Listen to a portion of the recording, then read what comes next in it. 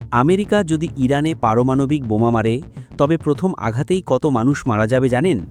১০ থেকে ১৫ কোটি মানুষ। কিন্তু না, তারা শুধু মরবে না, তারা বাষ্পীভূত হয়ে যাবে। হ্যাঁ, একদম বাস্তব।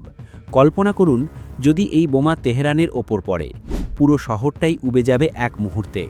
তেহরানের পাশের এলাকাগুলো, ইস্পাহান থেকে শুরু করে কাশান পর্যন্ত, সেখানে মানুষের চামড়া ঝরে পড়তে শুরু করবে মিনিটের মধ্যে। প্রথমে ভয়াবহ ফোসকা পড়বে শরীরে, তারপর চামড়া এমনভাবে খসে পড়বে যেন কাগজের টুকরো ঝরছে। পারমাণবিক অস্ত্রের ভয়াবহতা বোঝার জন্য একটি তথ্য জানা দরকার। যখন এই বোমা বিস্ফোরিত হয়, তখন এর তাপমাত্রা সূর্যের পৃষ্ঠের তাপমাত্রার চেয়েও বেশি হয়। ভাবুন তো, সূর্যটা যদি সরাসরি আপনার মাথার উপর চলে আসে, তখন কি হবে? আপনি কি করবেন? কোথায় পালাবেন?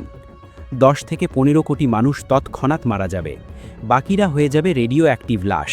যদি কোনোভাবে তারা বেঁচেও যান, প্রায় ৩০ থেকে ৪০ কোটি মানুষ এমন এক অবস্থায় পৌঁছবেন যে তাদের সম্পর্কে বলা যায় জীবিতরা মৃতদের ঈর্ষা করবে। তারা চিৎকার করে বলবে, আমরা কেন মরিনি? আজকের পারমাণবিক অস্ত্র হিরোশিমা আর নাগাসাকিতে ফেলা বোমার চেয়ে ১০০০ গুণ বেশি শক্তিশালী। হিরোশিমার সেই ভয়াবহতা আপনার কাছে ছোটদের গল্পের মতো মনে হবে। যদি আধুনিক একটি পারমাণবিক বোমার বিস্ফোরণ দেখেন, বুঝবেন পারমাণবিক যুদ্ধ কখনো ধীরে ধীরে বাড়ে না। একবার শুরু হলে প্রতিপক্ষ তার সবচেয়ে বড় এবং সবচেয়ে ধ্বংসাত্মক অস্ত্রটি সবার আগে নিক্ষেপ করে। কারণ সবাই জানে, শত্রু যদি বেঁচে যায় তাহলে সে ছেড়ে কথা বলবে না, তাই প্রথম আঘাতেই শেষ করতে হবে। ইরানকে ঘিরে যে উত্তেজনা তৈরি হয়েছে, সেটি যদি সত্যিই পারমাণবিক সংঘাতে রূপ নেয়, তাহলে এক মুহূর্তে কোটি কোটি মানুষ প্রাণ হারাবে। আর যারা বেঁচে থাকবে তারা কাঁদবে এই ভেবে যে তারা মরল না কেন, কারণ তখন বেঁচে থাকাটাই হবে সবচেয়ে বড় শাস্তি। বিস্ফোরণের পর যে পরিমাণ ধোঁয়া আর তেজস্ক্রিয় ছাই আকাশে উঠবে, তা পুরো অঞ্চলের আকাশ ঢেকে দেবে। সূর্যের আলো আর মাটিতে পৌঁছবে না। শুরু হবে নিউক্লিয়ার উইন্টার বা পারমাণবিক শীত, এমন এক দীর্ঘ শীত যার কোনো শেষ নেই। বৃষ্টি আসবে না, ফসল ফলবে না, একটি দানাও শস্য উৎপাদন হবে না সেই মাটিতে।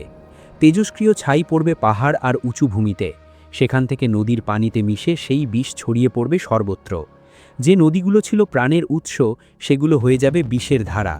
একটি ফোঁটা পানিও পান করা যাবে না। পুরো অঞ্চল পরিণত হবে পারমাণবিক মরুভূমিতে, যেখানে কোনোদিন আর কিছু জন্মাবে না, কেউ বাস করতে পারবে না। আর এই তেজস্ক্রিয়তা শুধু যুদ্ধরত দেশগুলিতেই সীমাবদ্ধ থাকবে না, বাতাসে ভেসে তা পুরো পৃথিবীকে গ্রাস করবে।